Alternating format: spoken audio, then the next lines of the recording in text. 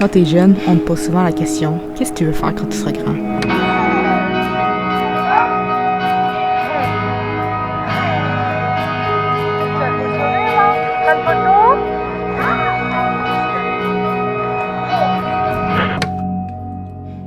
J'ai toujours voulu détourner cette question, mais c'est si profondément instauré dans notre société que même si tu le voudrais, tu peux pas t'en sauver. C'est comme si c'était obligatoire de choisir à tout prix un certain métier. Je sais que c'est juste de la curiosité en fin de compte, mais en arrière de tout ça, j'ai toujours senti un petit fond de jugement. Dans le sens que si je disais avocat ou encore médecin, on me poserait pas tant de questions puis on serait bien fiers de moi. L'affaire, c'est que ça n'a jamais été ma voie.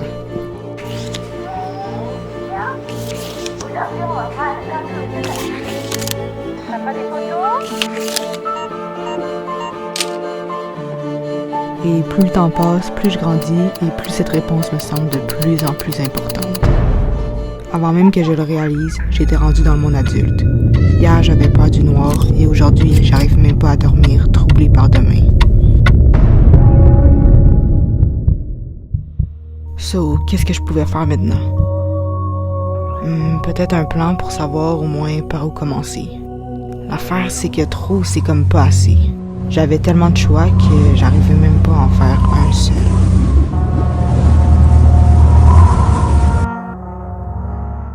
Mais là, ça faisait assez de temps que je restais au milieu de mon rond-point. Fallait que je sorte de là. Ok, mais j'étais pas totalement perdu. En fait, je suis en amour avec mon... Sony A7 IV, 33 megapixels, flip-out screen and touchscreen, with a camera 11 to 40 mm, f2.8. Bon, le point est que j'adore créer avec une caméra. Mais pour survivre dans ce monde, il faut un minimum d'argent. Donc si je peux compiler ma passion avec argent, ce serait assez cool. Mon but bien en tête, j'ai commencé à partager mon idée. Mais rapidement, je fus confrontée à la cruelle réalité de plusieurs. Ça commence dès l'école. Tu choisis ton programme, mais tu sais aussi pas si ta passion. T'as moins peur que de savoir, donc tu prends le chemin le plus certain. Maintenant diplômé, tu décroches un travail qui impressionne bien toute ta famille. Ton compte en banque est plein, mais toi, tu te sens vide. Les années s'accumulent comme tes regrets. Mais rendu là, à quoi ça sert de venir tout changer? Vaut mieux rester à la même place. Voyons, la dernière chose que tu veux, c'est d'être jugé. What am I doing with my life? Mais parfois, avec de la chance, certains échappent au système. Et ça, c'est mon but ultime.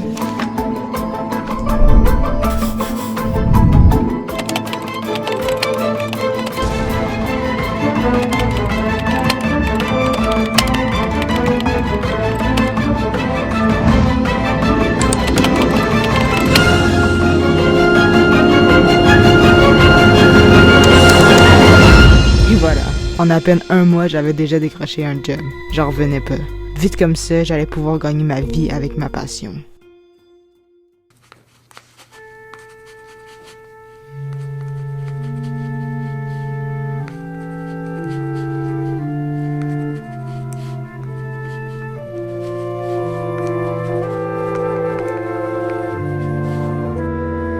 J'ai eu peur.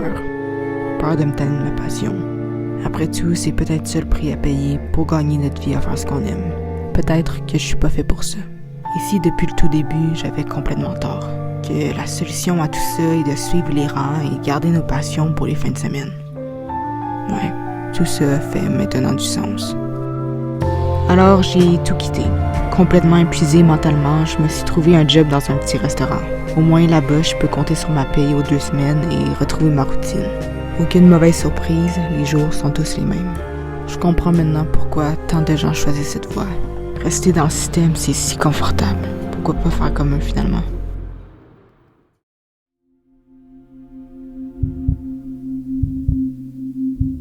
Mais quand arrive la nuit, seule avec mes pensées, j'arrive pas à trouver sommeil. Mon mental veut tout oublier, mais mon cœur, lui, n'oublie pas. Certains disent qu'avoir trop de rêves rend malheureux. Mais pour moi, ne rien tenter, rester avec ses regrets, est bien pire. Pendant cette remise en question, je pensais avoir mis ma passion de côté. Mais en fait, j'ai jamais complètement arrêté. Je continuais à écrire constamment et à filmer sans but précis. Peu à peu, j'ai retrouvé l'amour d'écrire. Dans le fond, j'ai jamais vraiment perdu ma flamme. Elle était seulement diminuée. Diminuée par sa surexploitation. Sa réaction à vouloir la mélanger à ce monde capitaliste qui nous force à produire toujours plus, à rattacher tout à une valeur monétaire. J'ai alors compris que créer comme je le souhaite est impossible dans ce contexte. Soudain, ma passion devait répondre à tout ce que comporte avoir un travail à temps plein et produire mon revenu principal. C'était juste pas réaliste. Surtout avec une passion qui est basée sur la créativité. Ça prend du temps et on peut pas tellement forcer le processus. De l'autre côté, il y avait ce que j'ai toujours connu, la bonne stabilité d'un emploi conventionnel. J'ai appris ma leçon. Ça sert à rien de vouloir sauter des étapes. Je vais pas trouver mon travail de rêve d'ici demain matin. Je prendrai des jobs dites plus banales et peut-être moins épanouissantes, mais au moins elles me couvriront monétairement. Mes temps libres seront réservés à ma vraie passion.